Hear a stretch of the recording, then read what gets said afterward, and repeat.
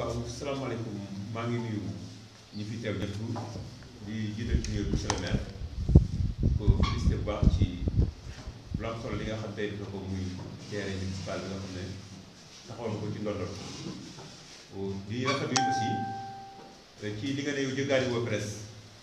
ku la xam la Dangal FM ku la xam aussi xam la Ndondol ak yaakaar naa loolu bu ñëpp doon def aussi dina am solo trop kon wane na ne yow fàttewuloo fa nga jógee di rafetlu it fan yëpp ci seetaan bi nga xam ne ñooy seetaan ci télévision yi yaakaar naa ñun xam nañ li nga doon ci département bi xam nañ aussi sa liggéey ci département bi kon yaakaar naa boo bàyyi rek ñëw jël ñu dañuy félicité ci loolu. monsieur le maire ma daal di dikk ci benn laaj rek bu am solo dama dégg ci réalisation yi waaye li ma dégg marché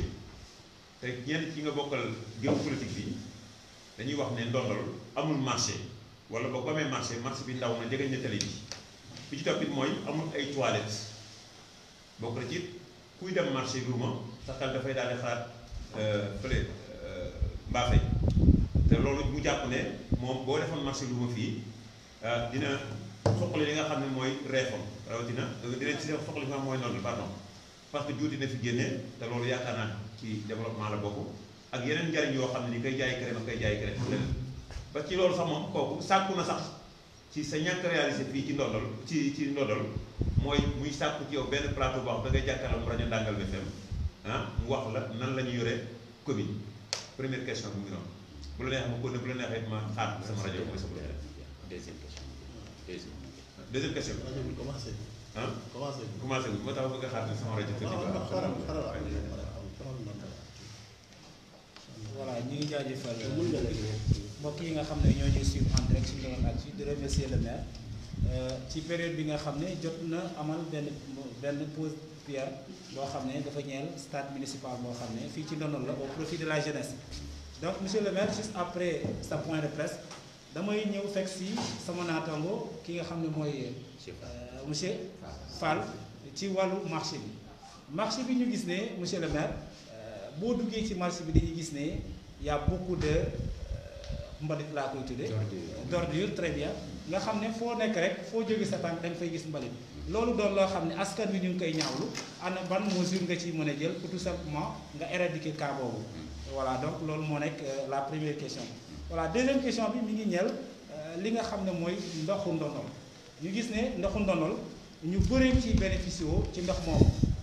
di forage yu Ndondol di forage yu Njamaan ñu def le constat que ne beaucoup de personnes fay ñu ndox mi dañuy bénéficié ndox mi di ci naan te duñu fay loolu en tant que autorité nga xam ne yaa jiite askanu Ndondol loolu lu ci sa xalaat ndax dañ leen di bàyyi ñu continuer di naan duñu fay wala boog dañuy xëy benn jour rek teg ay motuwaay yoo xam ne war na mën a tax ñoom ñu rek leen ci yoon voilà loolu moo nekkoon sama question. merci monsieur Dione. voilà donc merci donc monsieur Dione laaj bi nga laaj ci maanaam gestion ordure yi nekk ci mbalit mi nekk ci marché Ndondol defe naa ne man damay reformuler question bi wax ne mbalitu Ndondol de façon globale parce que tey su ñuy wax mbalitu marché bi c'est parce que Ndondol aussi dafa am jafe-jafe mbalit dañu am jafe-jafe gestion mbalit loolu nag xëy na du feebar bu dal Ndondol rek defe naa ne Sénégal yëpp commune yëpp am ay problème gestion des ordures ménagères looloo tax sax gis nga dëkk yu mel ni Ndakaaru ak Thiès état bi dafa créer UCG yóbbu ko fa parce que xam na ne communes yi amuñu ay capacité technique ay capacité financière yu leen di permettre ñu gérer mbalit Ndondol loolu moo ko dal d'abord bu ngeen di seetlu ca ginnaaw amoon nañ fi benn projet boo xam ne dañu identifié woon benn kàmb bu nekk gannaaw CC ñu xalaatoon ne kàmb boobu mun nañ ko aménager au besoin def fa clôture pour di fa yóbbu déchets yi ñu waxoon ne loolu suñu ko munee am defar ko dinañu mun a wut par exemple ay moyens de transport yoo xam ne nit ñi de ñooñu dañuy wër ay gone di ci liggéey di jël mbalit ñu leen di fay ñu koy yóbbu foofu amaana mën nañoo jaay mbalit mi amaana mën nañu ko traiter parce que y a des usines de traitement malheureusement bi ñu ko sumbee antuwul ndax li tax antuwul mooy service technique yi nekk ci département bi rawatina service d'hygiène ak environnement bu Diourbel ñoom ñoo ñu waxoon ne loolu dëppoowuloon ak les mesures sanitaires maanaam site bi dafa jege woon dëkk bi ba ñoom mënuñu woon joxe un avis technique favorable pour que ñu mun ko am depuis lors nag la ñu am problème fu ñuy tuur mbalit gis ngeen ne Ndondol plateau la te gis ngeen ne que également jafe-jafe suuf am na fi moo taxoon chaque conseil municipal damay doon lancer un appel ne nañu ma wax bëgg naa ku am xalaat ci wàllu gestion maanaam ordures ménagères yi nga wax ñu xool ni ñuy def ñu ngi ci nag di xalaat mais j'avoue que amaguñu solution te loolu mooy problème bu marché bi aussi parce que marché bi tey su ñu amoon benn décharge au niveau de la commune kon lu jógee ci marché bi foofu lay dem mais marché bi également am na beneen problème spécifique loolu nag damay interpeller ñu ne ci marché bi il faut ñoom it en attendant la commune am la solution définitive ou la solution structurelle comme on le dit pour gérer la question des ordures ménagères il faut que ñu nekk ci marché bi créer également ay conditions maanaam lëkkaloo pour xool nan la ñuy gérer mbalit parce que mbalit mën nga ko gérer ci la technique de la brûlure même si c'est pas approprié du ñu ko conseiller mais mën na am également yeneen technique mais li ñu gis effectivement ci marché bi du lu ñu nekk te du lu jaadu te loo xam ne ni la également ñu ngi ciy réfléchir pour wut ci ay solution te incha allah rabbi buñ ci wut solution dañ koy ànd ak ñi nga xam ne ñoo nekk ci marché bi bu soobee yàlla beneen bi mooy wàllu ndox mi ñi nga xam ne du ñu fay ay facture dama la wax léegi ci suma point de presse nekk ñun géré wuñu maanaam yoruñu ndox la gestion de l'eau en tant que tel kon mu ngi mel ni tey commune du mooy defar ay facture commune du mooy relever commune du mooy wax fay leen mais nag commune daf fi nekk uuf ñëpp kuréel yooyu nga xam ne nekk nañ fi te ñu leen di wax ay GIE wala ñu nekk ay comité provisoire parce que umpleewu leen ne réforme OFOR dafa indiwoon Aquatec mais Aquatec dañ ko contesté ci ndondol contesté ko ci njemaan ci ndondol mu am un GIE bu fi nekkoon di def office de comité provisoire ci njemaan également mu am un comité provisoire de gestion jàpp naa ne tey comité provisoire de gestion yooyu ñoo war a doxal li nga xam ne moom la leen sañ yoon may parce que ndox contrat la boo xam ne que ni diggante ki koy joxe ak ki koy naan da ngay naan fay nit ki loolu naan mënoo ko fay mais loolu naan nag da nga ko war a fay man jàpp naa ne tey bu fekkee ne que fayuloo le pendant mooy dañ la war a couper ça c'est le minimum mais nañ ko def ànd ko ak askan wi ci waxtaan mais également ànd ko ak askan wi ci loo xamee ne que ni xëj na dina mën a tax ñu mën a gérer la situation convenablement mais ndox moom bu ko naan da nga ko war a fay wa ilaa muy man muy keneen même le maire n'est pas exonéré mais aussi ñuy lancer un appel ñooñu nga xam ne ñoo koy def ñu xam ne tey li ñuy jëndee pompe ndondol wala ñu koy jëndee njamaan wala ñu koy defaree ay tuyaux yu toj wala ñu koy fayee ñi nga xam ne ñoom ñooy conducteur bi wala ñu koy jëndee gasoil su fel njamaan la wala ñu koy fayee facture ndox bi fu mel ni ndondol la loolu yëpp dafay jóge ci li nit ñiy fay kon fay ndox waru gar la parce que mooy permettre forage bi mën a fonctionner mooy permettre également su panne amee ñu mun ko defar kon man en tant que maire sama taxawaay mooy lancer un appel à tous les acteurs ñii naan ndox mi ak ñi yor ndox mi ñuy toog di waxtaan ñii naan di fay su amee ay erreur de calcul ñu toog waxtaani ko rectifier parce que du ñàkk man mi jot naa facture yoo xam ne ni à plusieurs dafay am erreur mais damay dem dox ba foofa te ñoom dañuy gis erreur bi wax leen ne effectivement erreur bi lii la nangu ko dal di ko rectifier mais vraiment ñu ngi encourager le GIE bi nekk ndondol te mbay ñu ngi jiite ko ànd ko ay nit di encourager le comité provisoire de Ndiamane également ak bi nekk mbel xawul ñu leen di encourager ñoom ñëpp ci ñu ànd ak askan wi pour que vraiment problème ñàkk fay ndox boobu ñu mun ko régler incha allahu rabbi.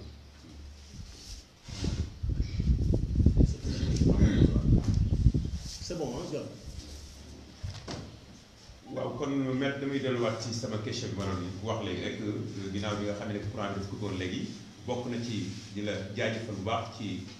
ni nga àndee ak ñun te mën a fii Liberté Presse bu nekk waaye nga tànn Ndangalm FM tànn li nga xam aussi xam ne mooy Ndondol Actu kon ñu ngi lay jaajëfal bu baax di rafetlu liggéey bu am solo boo xam ne moom ngay liggéey mais sama question daf ciy dellu siwaat ci bi ma doon laaj léegi mooy dégg nañ nga wax ci ndox wax ci li nga xam ne mooy courant bi ak yeneen waaye dégguñu marché bi ba léegi nii te marché bi dafa am ñoo bokkal terrain politique bi boobu ba léegi ñu naan marché ndondol sax amul marché la ñuy wax amul ay toilettes en même temps aussi que nga nañ fii dafa war na marché luuma parce que ku soxla jur da ngay dem fi nga xam mooy mbaafe yi te loolu bu fekkee ne que am na fii ci ndondol tey dina nekk loo xam dina jëriñ waa ndondol loolu nekk loo xam ne ñu jaaxal la beneen bi ci topp aussi mooy dikkaat nañ ci télé bi ñoom dañ ne yéen en tant que ñetti maire sax la ñu yéen a ko seq yéen waaye seen politique yëpp da ngeen ko jëmale ci télé bi at bu jot ngeen leen télé bi ngeen ko ñuulal waaye boobu ba léegi danañ mënagu leen fee teg sax ab goudron loolu moom wax nañ ko ah beneen bi ci topp aussi yaakaar naa ne bu ma bëggula ko ni rek mën naa daal beneen dama ñëw ci terrain bi aussi dama ñëwaat ci terrain bi nga xam te moom war a immigré maître parce que gis nañ ne dëkk communes yi bari dañuy wax stade waaye ñoom dañuy collecter rek def ay camp ci biir quoi ndax yow pare nga nag ginnaaw boo jógee ci lii mu méngoo ak jamono ba waxtu yàlla ndaw yi ndondal ak ndaw yi nekk ci département mu fii di jongante yu am solo jërëjëf. voilà donc jërëjëf Saliou defe naa ne tontu bi ma tontu léegi Mamadou bu Ndondol Actu ci marché bi ci wàllu mbalit mi moom rek laa lay tontu ci marché bi xam nga mbir balaa nga ko xam wax da nga koy xam ñu Ndondol lañ juddoo yaroo fi te defe naa ne it ci lu ñu gàtt ay at xam nañ ne marché Ndondol nekkuloon fii marché Ndondol ku ko xam mu ngi nekk fi boucherie bi nekkoon la ko jële foofu yóbbu ko fay am na luñ di foraatu ndax yàlla dogal na ci sama reñu papa lañ ko yóbboo foofu kon defe naa ne marché Ndondol mën nañ cee wax bon xëy na nag ñi naan marché amul Ndondol ah xëy na seen gis-gis la xaw ma ku ko wax waaye nag loolu xëy na gis-gisam la waaye day jàpp naa ne doomu Ndondol bu ñëw Ndondol ak lu mu bareek néew di nga xam ne marché Ndondol bi melul woon nii cay jamono kooku moom wax dëgg yàlla loo bañ ba ñu lëgg da nga koy nangul ne ko ay noppam gudd la te it ay doomu Ndondol ñoo fi def seen ñaq mënoon nañ koo dem yóbbu Ndakaaru mënoon nañ koo dem yóbbu Thiès waaye fii la ñu def seen ñaq génn ay millions tabax fi di fa yendu guddi bëccëg di fa fanaan guddi di fa jaay di fa suturloo kon loolu ñun xeebaluñu leen ko en tout cas man monsieur le maire ak ñi ma àndal xeebaluma ko waa Ndondol ab marché laa koy tudde ko koy wax nag xëj na dafa fekkewul démb wala xamul tey wala mu nekk ci benn aventure mooy kuy làmbatu mooy làmbatu nag mën ngaa bañ a daj waaye jàpp naa ne bii dajul parce que Ndondol marché bi wax dëgg yàlla ñun xeebuñu ko dégg naa sax foo naa ci yow bay ñu ne nañ ñoom dañ koy toxal loolu it damay wax ne c'est de l'aventure parce que jàpp naa ne ay doomu Ndondol bu ñu ñëwee ñu sañ ci marché vraiment ñu investir ci ay millions di fi suturloo wax dëgg yàlla doo toog rek ay micro dar la ndënd yi dar la nga naan damay toxal marché loolu jàpp naa ne aventure la te man je ne suis pas un aventurier ñun projet bi ñu am ci marché bi mooy soobee suñu borom benn restructuration te duñu toj benn brique maanaam li ñu fi fekk noonu lañ koy ñëw jëmmalewaat ànd ak des techniciens du département jot nañ ci waxtaan ak technicien département yi pour ñu ñëw defal ñu un plan bu mucc ayib ci marché bi benn ñaareel bi mooy am na partie bu des boo xam ne nii ay cantine la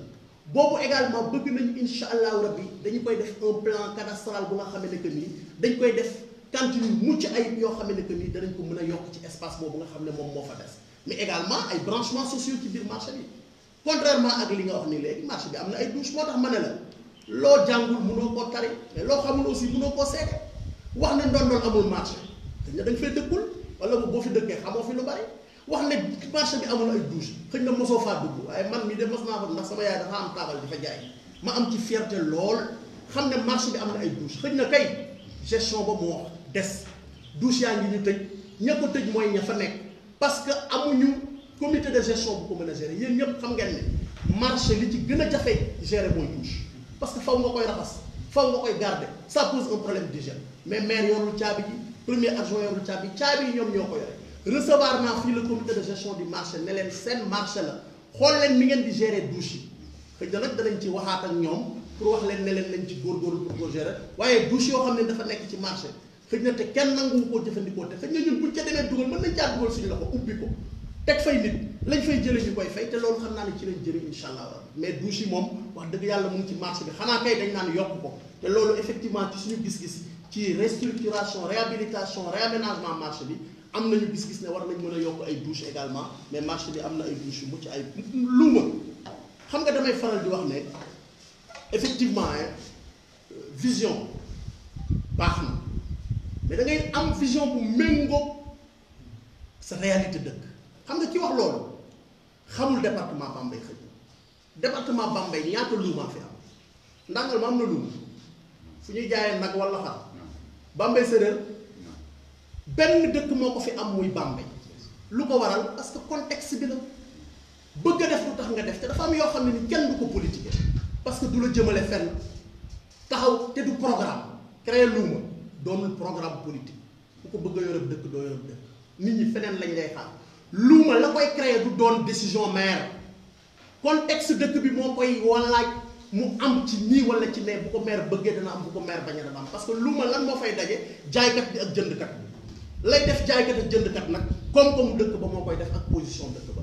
bañuñu ko de mais du création commune luuma du da nga koy wax mais bés boo xamee ne que ni circonstances yi waral na ko ba imposer ko waa Ndondol bu ma fi nekkee dana am bu ma fi nekkul dana am incha allah dama ne 12 communes ñoo nekk ci département Bambey benn commune moo ko fi am mooy chef lieu de département dégg ngeen ñu naan ajjumaay Bambey ak altine Bambey Mbaxay exception la ci région de Thiès la wax waaye la tey boo xoolee ci dayuwaay Ndondol ak Mbaxay bu ñu leen comparé parce que Ndondol commune la te Mbaxay village la bu bokk ci commune de Fissel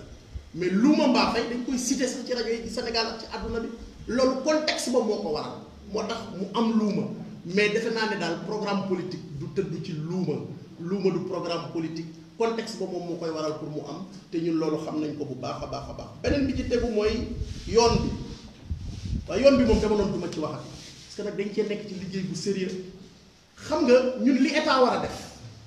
du ñu ko ndamoo waaye luñ ci dox rek danañ ko wax damay dalal xelu waa Ndondol ne leen yoon bi ñu ngi ci projet bu wóor xëy na bés bu ci wax jotee danañ toogaat wax te wax yooyu dina wutee xëy na li ñu fi daan dégg loolu rek laa ci mën a tontu waaye tooguñu rek ne yàcc na yasal te jàpp naa ne bu doon lu yoon ñi ma fi wutu yëpp du leen rëcc te ñooñu du ma toog fii di wax ne amuñu woon volonté ñi ma fi wutu ñëpp nag commencé ko ca fa Mbaye Sarr sama way jur ba ci Cheikh Dione ba ci Abdou Sène biir na ma ne ku nekk amoon nga yéene pour yoon bi nga tali ko mais yàlla dogalu ko yéene boobu ñun moom lañ am te ñu ngi ciy dox te wóor na ma ne ñoom it dox nañ parce que damay rappeler ne tali bu xonk bi waa PS ñoo ko fi def man ba may jànge Bambey ci yoon laa daan jaar ci charrette xam naa ko tey ñu ngi jaar ci tali bu xonk dañuy ñaan yàlla suñu borom la ma waxoon ñu ñuulal ko te insha allahu rabbi am nañ ci yaakaar baax parce que fi ñu ci war a dox ñu ngi ko ciy dox guddi di ko ci dox bëccëg te ñaanuñu yàlla mu génn 2021 bi yàlla nañ ko yàlla suñu borom nangul ci le stade municipal bon wax naa ko léegi stade bi li nga wax c'est vrai ñu bari dañuy clôturer bàyyi noonu mais ñun dañuy clôturer aménager aire de jeu maanaam fi nit ñuy footballé dañu koy def grille de protection ba nga xam ne supporters yi duñu mun a accéder ci enceinte loolu mooy projet 2021 mais nee naa la léegi ci perspective yi fa ñu jëm te boo xoolee ni ñu daggee site bi fa ñu jëm mooy ñu defar une tribune que ça soit une tribune moyenne ou une grande tribune mais incha allah rabbi bokk na ci samay projet man bokk na ci samay projet ci fi ñu jëm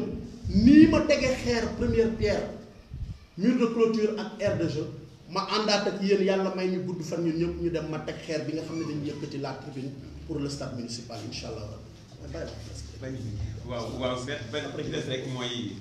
li ñu bëgg a laajee rek mooy gis nañ ne département Bambey politique bi daf ci côté APR dafa mel ni daal lu xaw a amul benn animation daal ah lu jëm sax télé rajo yi yow rek la ñu gis en tant que maire yi nga xam ñoo nekk ci département Bambey yi aussi est-ce que loolu jàpp ngeen ne bu ngeen continuer lii dina jox mandat Macky Sall bu fekkee dina troisième mandat la ko am déet. parce que Saliou nag dinaa la xaw a bett tey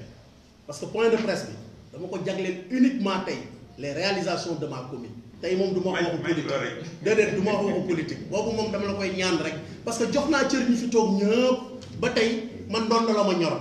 du ma wax waxu APR du ma wax waxu PDS du ma wax waxu PS waxu waa Ndondol la doomi Ndondol ñu ànd xool nan la ñuy soqalee suñu gox dama ànd ko ñoom.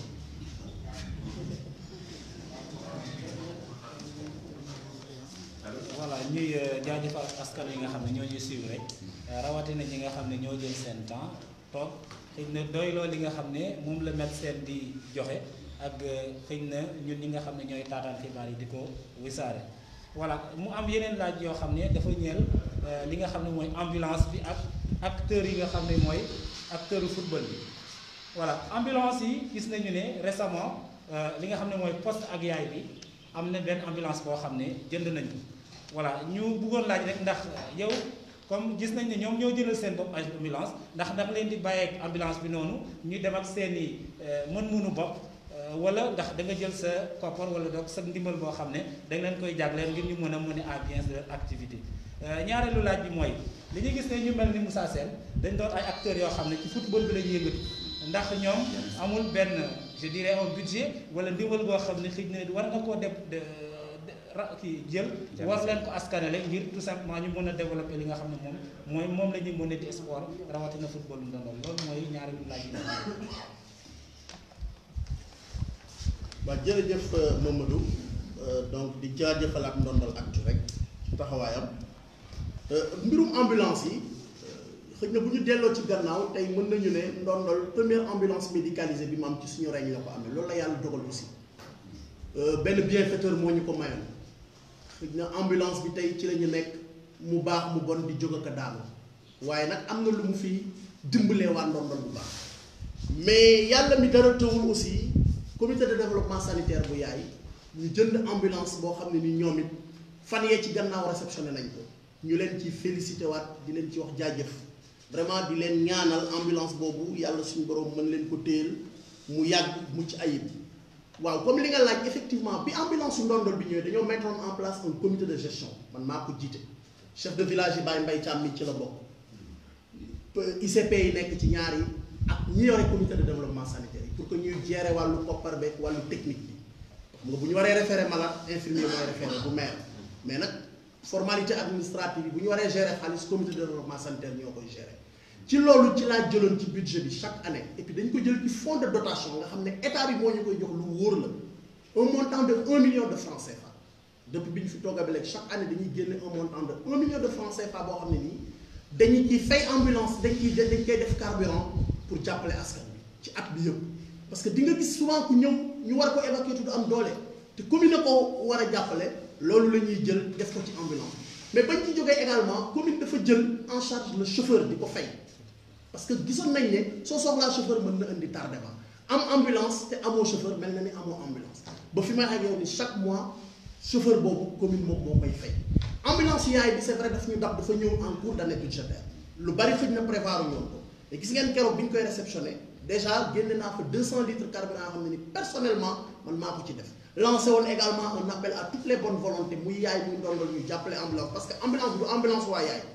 ambulance district sanitaire la. mooy maanaam tey ambulance ndondol wala ambulance yaay su ko nekk tey jii ngoy soxlaa ambulance ngoy jàppandiwul médecin chef mën na ko yóbbu foofu ñu réquisitionné kon ambulance waa ndondol la ambulance waa Bambey la ambulance waa Njaareem la ambulance waa Sénégal la ku dëkk Njaareem mën nga cee def ku dëkk Bambey mën nga cee def kon may lancé ñëpp un appel vraiment ñoo jàpp ci mais may wax ne dañuy fekk ci biir en cours d'année bi mais il est évident que cette année fonds boobu nga xam ne mu la ñuy génne pour appuyer l'ambulance bi fi nekkoon en carburant incha allahu rabbi danañ ci boole ambulance yaay pour jàppale ko ci en terme de carburant parce que loolu la ñuy gën a soxla mais également danañu xool par rapport aux dépenses diverses poche dépenses diverses yi ñu am ak par rapport ak recettes yi nga xam ne dinañ ko dugal nan la ñuy mën a dem pour jàppale ambulance boobu jàppale bu ndondol bi également mais fi ñu jëm en 2022 incha allahu rabbi kooku moom dama leen di wax ne dañuy am une rubrique spéciale boo xam ne ni dañ koy jagleel la gestion des ambulances en terme de chauffeurs yi dinañ am lu ñu leen di jox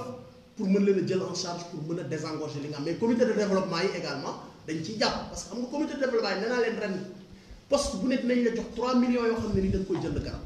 te loolu également buñ ca eggee danañ def réception médicament yooyu PNA moo ñu koy indil ñu def ko mais kenn ko nekk muy total 6 millions loolu ay bénéfices la yoo xam ne ni mën na leen permettre également ñu mën a def lu mucc ayib donc sans compter nag maintenant yeneen yi nga xam ne xëj na mu ngi ci mooy tey maa ngi nekk di régler une seconde ambulance médicalisée avec le ministre Abdoulaye Diouf Sarr et puis c'est des promesses fermes que j'ai te am naa yaakaar ne incha allahu rabbi ci biir année 2021 ambulance boobu danañ ko mën a am bu neexee yàlla parce que ñu ngi ciy liggéey bu baax pour mun ko am indi ko beneen bi ci des mooy le monde sportif vraiment question bu ma neex la parce que daf may jox occasion pour ma wax ne man doomu ndondol bu jóg di liggéey pour ndondol rek danaa la ko fekk te ñoom dañoo jóg pour liggéey pour ndondol wax nañ ko léegi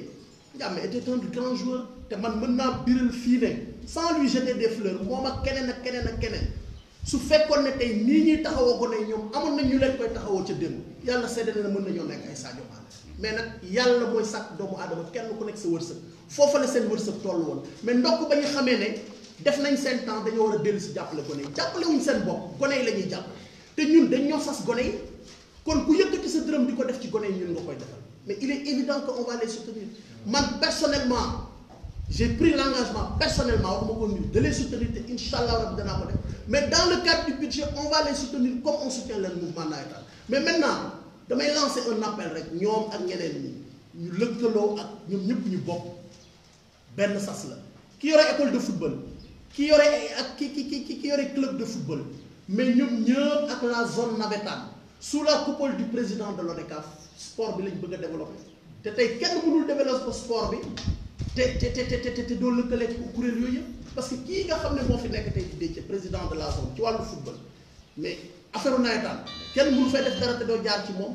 mais li nga xam ne également mooy chef du service départemental ci wàllu sport laa waxuma football lépp lu ñu fi def ci moom lay jaar tey Diouf mii la yàlla dogal moo yor mbirum nawetaan di football Ndiamé mais dafa yor école de football te day produire ay joueurs yuy animé mouvement nawetaan mais jàpp naa ne interaction rek mu mën a am en tout cas maa ngi leen di lancer un appel ñu bokk autour d'une table waxtaan mais il est évident que on va les soutenir s'il plaît à Dieu parce que nag li ñuy def doomu ndondol lañ koy defal te tey jii man jàpp naa ne moom muy le président de l'ODCAV muy le président de la zone amul kenn koo ciy fëgg xolam tey te du la ne yéene naa ab doomu ndondol nekk ab Sadio Mané parce que loolu tax ñuy rey seen bopp ils font du bénévolat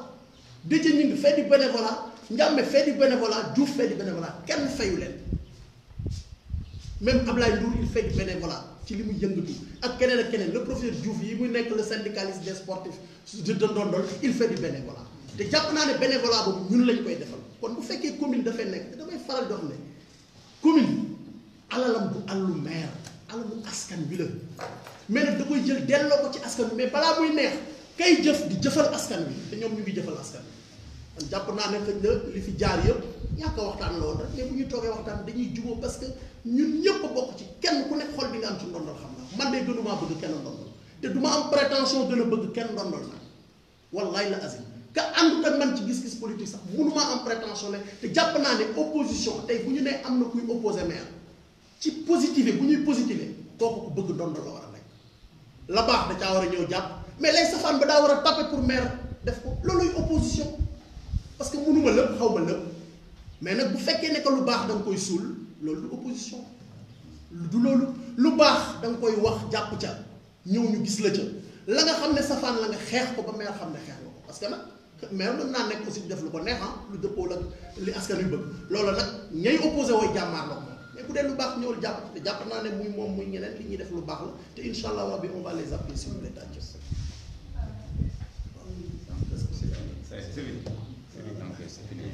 voilà mbokki internet yi ñu ngi leen di jaajëfal di leen sant di leen xamal rek ne leen ginnaaw bu ñu defee li nga xam ne mooy première. xanaa ma sant rek ngeen may ma rek ma sant John waaw ngeen may ma rek ma sant vraiment ñi fi teewoon di leen jéggalu it maa ngi jéggalu bu baax a baax parce que point de presse bi li tax ma woote ko vraiment pour ñu waxtaan ci Ndondol xam fi parce que da ngeen maa jiital te bu ngeen ma jiitalee ñuy dox ba tey lu mel ni am lu ñu doon xaar muy stade bi dama cee profité pour def point de presse bi point de presse bi nag point de presse institutionnel maanaam commune maire moo koy def pour wax ak askan bi parce que am na ñu xam am na ñu xamul mais am na ñoo xam ne nii xëj na ñu ngi leen di réeral ci yenn yi te man jàpp naa ne fa ñu jëm tey lu intérêt Ndondol rek moo ñu war a ñor loolu moo waral point de presse moo tax mag ñi ñu fi téye ñuy kilifa yi di chef de village yi di kilifa diine yi di conseillers yi di le monde sportif monsieur le président de l'ODCAV